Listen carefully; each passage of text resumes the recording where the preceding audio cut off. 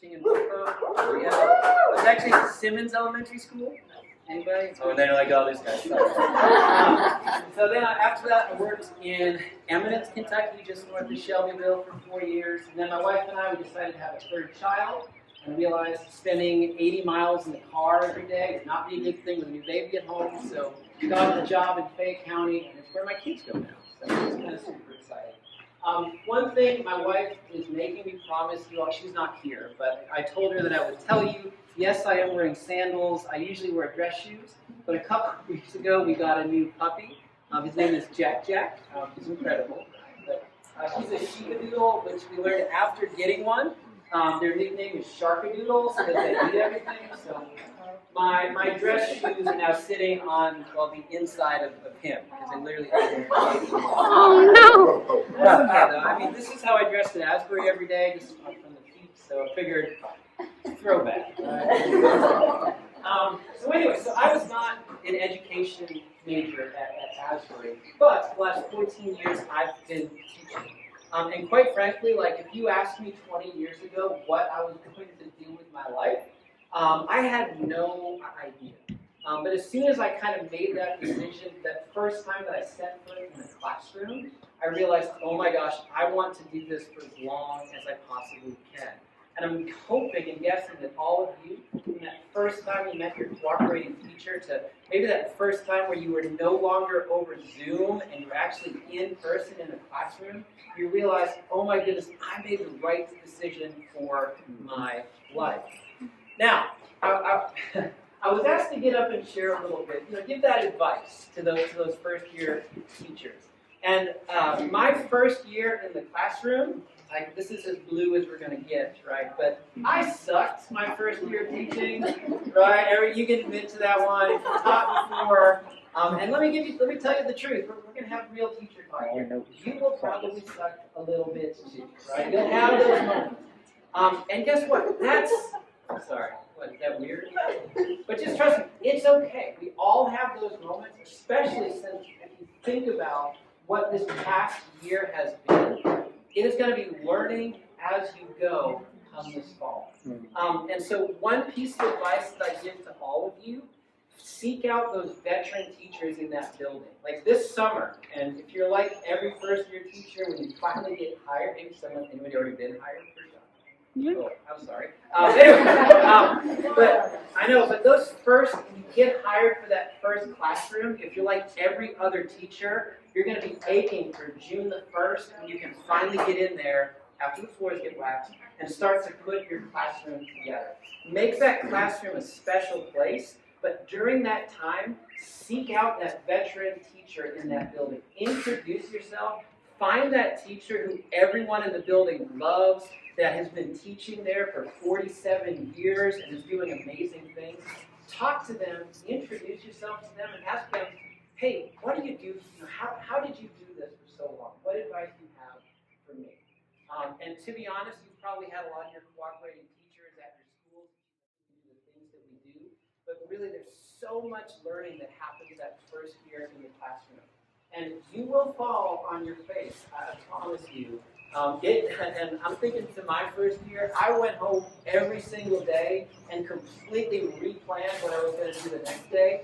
It was awful. I was a terrible teacher, but I loved every second of it. And frankly, that revision, that changing, that that didn't work. Now what? That's what made me a better teacher as it went. And I was named Kentucky Teacher of the Year for 2021, which still feels really weird to say, especially since I don't even think I'm the best teacher in my building. But it is one of those experiences that the more effort you put into, the more learning how to be a classroom teacher that first year, the more you're going to get out of it. So I was asked to kind of give some advice, right? To what's the future of education look like as post-pandemic? And as I was thinking about it last night, I was trying to think of not that I've waited to the last second, but I did. We're teachers, right? But as I started to think about what advice I was going to give, I realized it's tough to nail down one thing. And I was trying to think about why that was. And I realized it's because for the past year, I mean, schools all around the whole world have kind of been put on hold. And some people, you've heard that phrase, new normal, right? That idea of, hey, it's the new normal.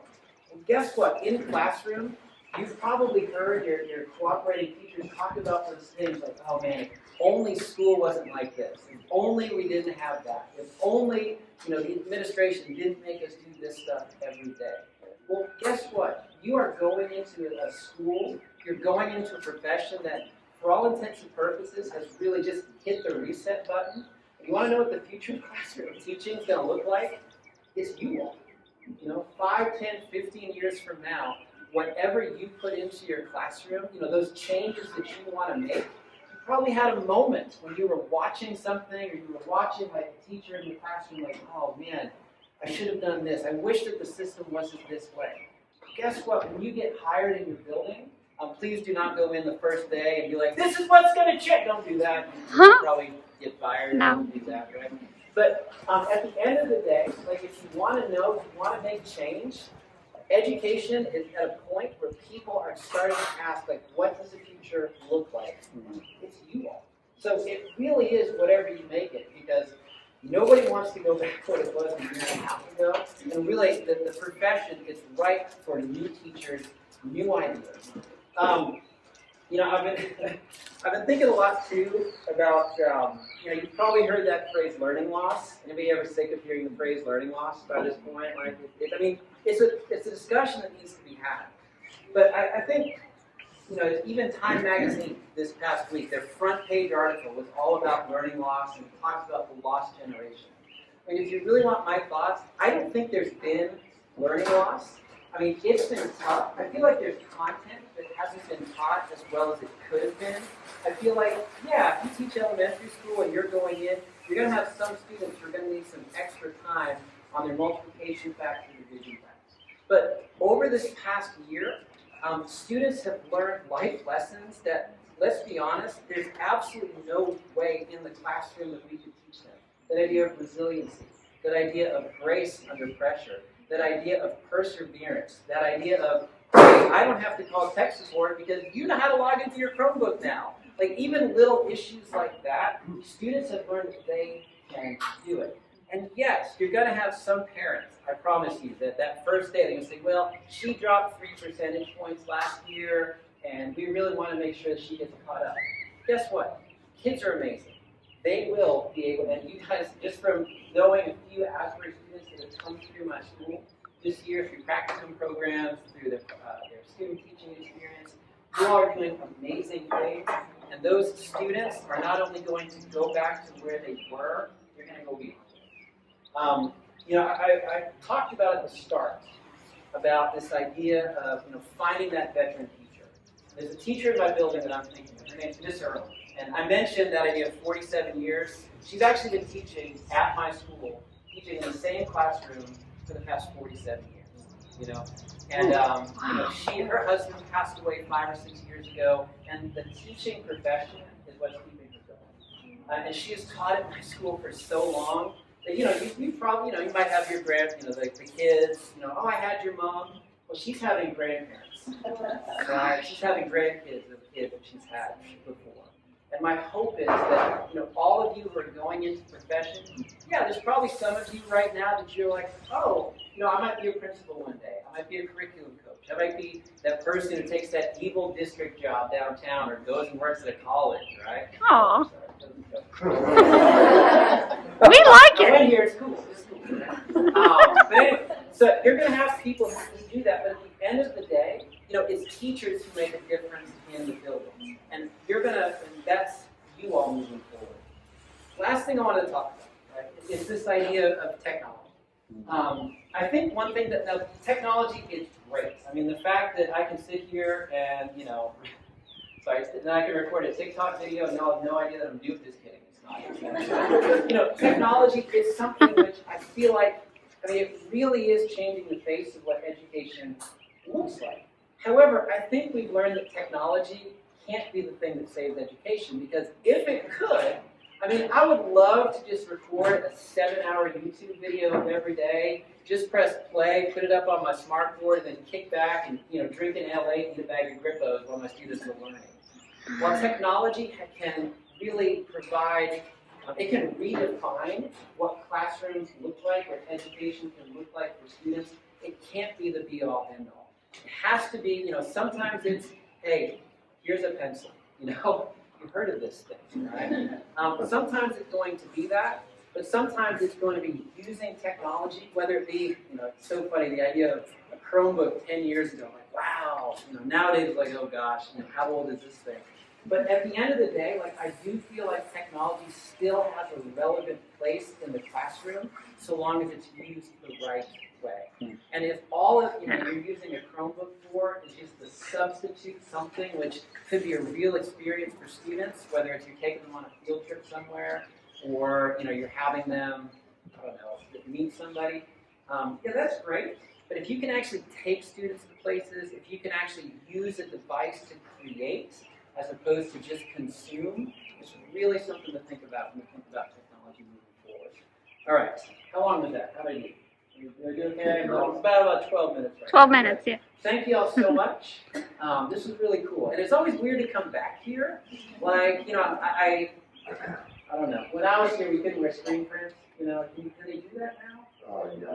Oh, okay. I Wow. don't even know what that's like anymore. But it's always cool to come back here. I mean, yeah, they asked me what screen print. Yeah, they're asking. Oh my God! Can they dance now too? What's going on? They just can't say stop. Oh, bunch of heathens! Pray for us. When I was here, my wife and I, my friends and I, we drove into Lexington, I feel like every weekend. Mostly because, hey, there's more than one stoplight here. But obviously living there now, working, it's tough to get out here. But this is still a really, really special place. And it's always really great when we come back and anything else just to drive around and be like, oh yeah, that's where we did this, or oh yeah, that's where we did that, we got in trouble for it. So it's always cool to come back. So, I guess my final piece of advice is don't forget where you came from. While, you're going to go out, I'm originally from Massachusetts. Right? Got a fan over here. Right, go Sox, right? I'm originally from Massachusetts, but it's still home. Right? Kentucky's where I live, but Massachusetts is still home to me. There's still something special about that. So, yes, well, I have a feeling after you graduate, you will not be coming back here every week. You might. I guess if you work in Wilmore, you might be here every day. But I definitely encourage you all to come back, say hello, to just kind of, reconnect with that first thing that got you passionate about education. All right.